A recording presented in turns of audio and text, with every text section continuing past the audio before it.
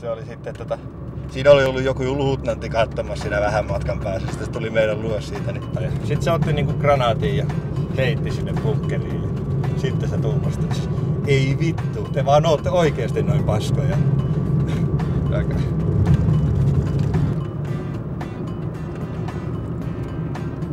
Niin, tunsitko sä Hansson? Nimeltä, mutta muuta. Tai perintöhomma? Joo, Hanssonin sukulaisille arkistoja kuvailee sen tavaroita. Tämmönen parin päivän homma. Joo. Mä itse tunsin sen aika hyvin. Tosiaan olin talonmiehenä sillä, niin se oli kyllä erikoinen kaveri. No, taiteilija. Justa. Siellä on hyvän kokoinen tontti siinä. Se on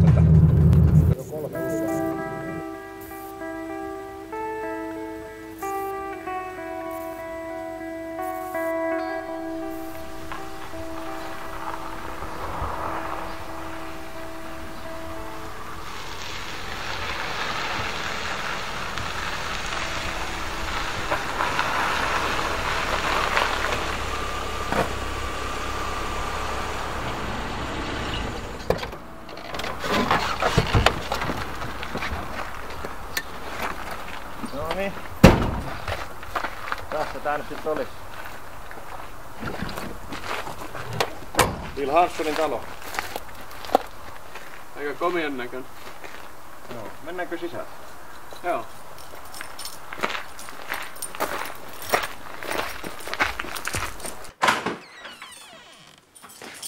Joo, sä voit laittaa tavarat ja vaatteet tuohon. Aika kodikkaan näköistä. Joo, se on toi Lassilainen, mä tekän tästä tänään siivousta. Se oli ennen tuolle Hanssonillekin kotiapulaiselle. Ja sitten kun se kuuli, että se tuut tänne, niin se laittoi sulle makuuhuoneeseen pediin ja toi vähän jääkaappiin ruokaa. Kiitoksia. Joo, se on semmonen äite. Joo.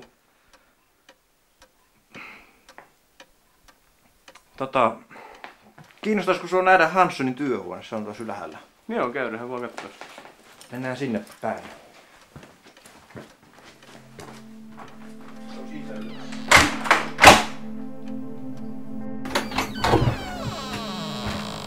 Näin. Tässä olisi Hanssonin pyhäkkö. Niin kuin näkyy, niin ei ole täällä ollut Lassilallakaan paljon asiaa. Onko nää kaikki Hanssonin tekemiä? Joo, se nyt on tehnyt vähän kaikkea rudoista maalauksia.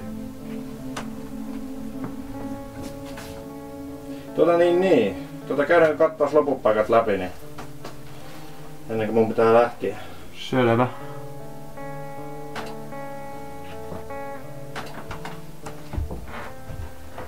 No niin, tää on kuule sitten se paikan ylpeys.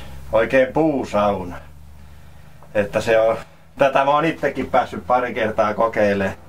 Siinä se Hansson oli oikein mukava, että se oli, vaikka se oli erikoinen, niin se ei ollut niin tarkka, että tosiaan talonmiehenäkin saanut saunaa käyttää, vaikka ei nyt joka kerta tai silleen niin kuin usein, mutta niin talvisi, joulusi ja tällaiset saunat oikein silleen päässyt. Ja siis tässähän mä keväällä laitettiin, joo, kivet tonne ne vaihdoin. Se on 55 kiloa, jos on kiviä siinä. Se on kyllä oikein hyvä.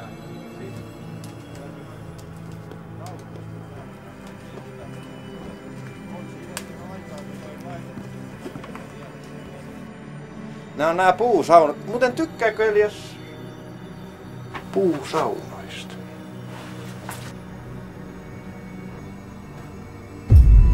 Mitä helvettiä toi täällä vielä tekee?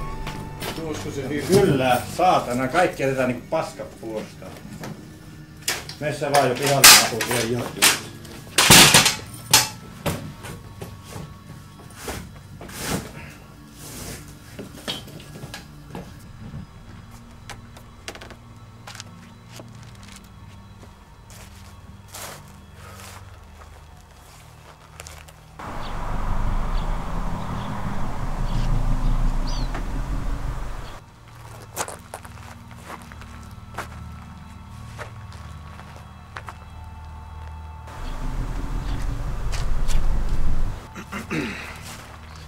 Joo, anteeksi toi äskeinen. Mä en oo taas käydä tuolla sitten sen tapahtuman jälkeen, niin oli vähän yllätys. Juu, ei se mitään. No kuitenkin. Niin.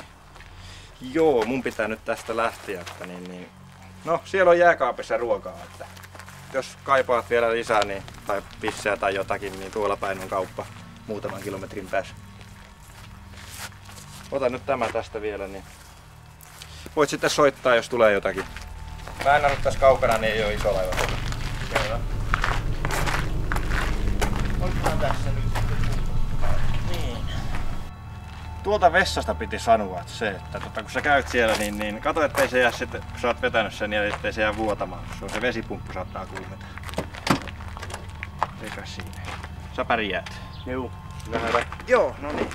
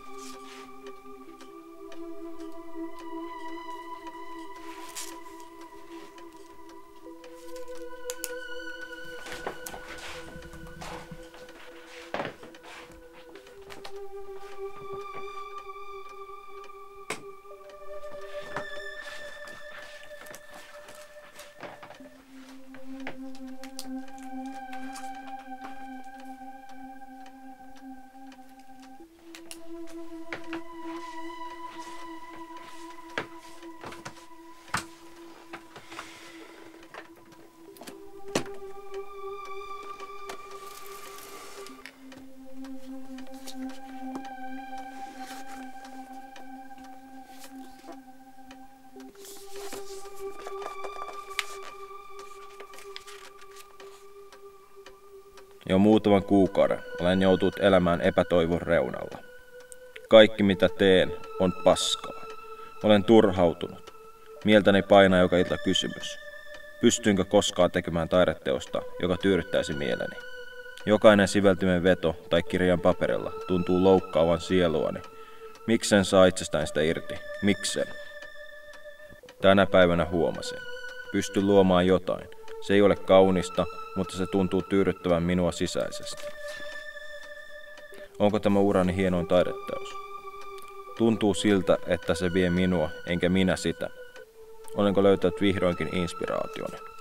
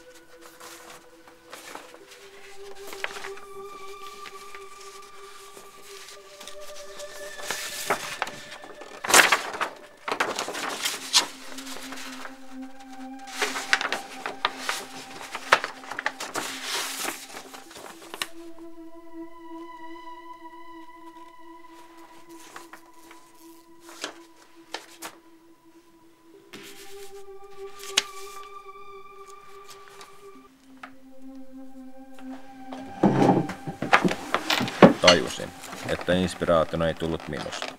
Hän käytti minun heikkouttani hyväkseen ja pakotti minun luomaan jotain kauheaa.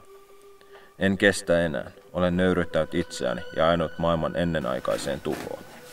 Minun on päästettävä itseni kärsimyksistä, mutta kuolemani on vain hidaste hänen suunnitelmalleen, koska hän tulee saamaan jonkun tilalle, sillä tätä ei voi enää estää toteutumasta.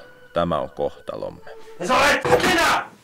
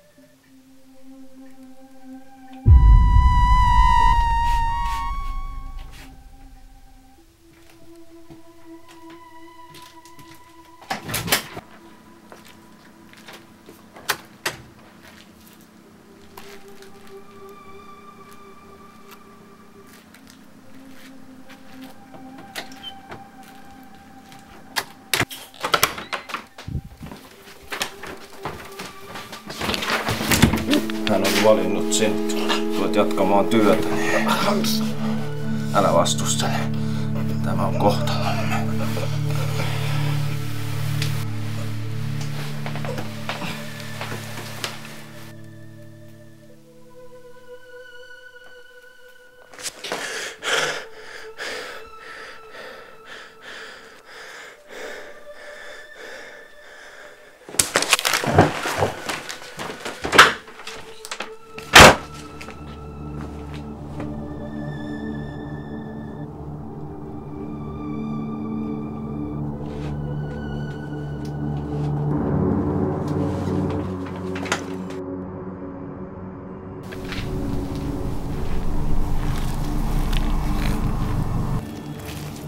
Mitä sä haluat musta? Mä en tuu tekemään mitään! En mitään!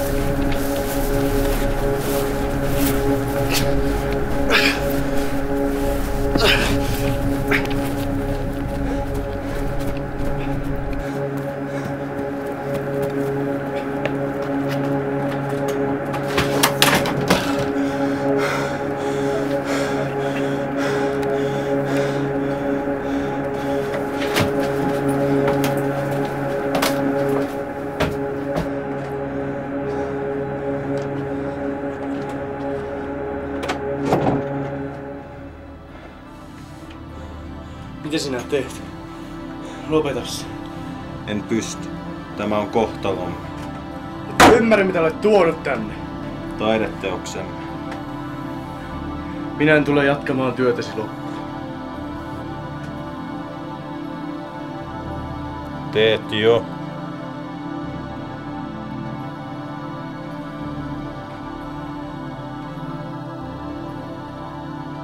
Mitä tämä on? Luomisen tuska. Miksi minä? Jatka työtäni ja tuo helvetti maan päälle.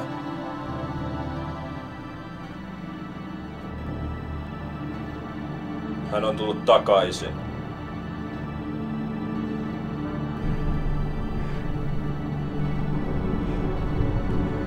Kuka sinä olet?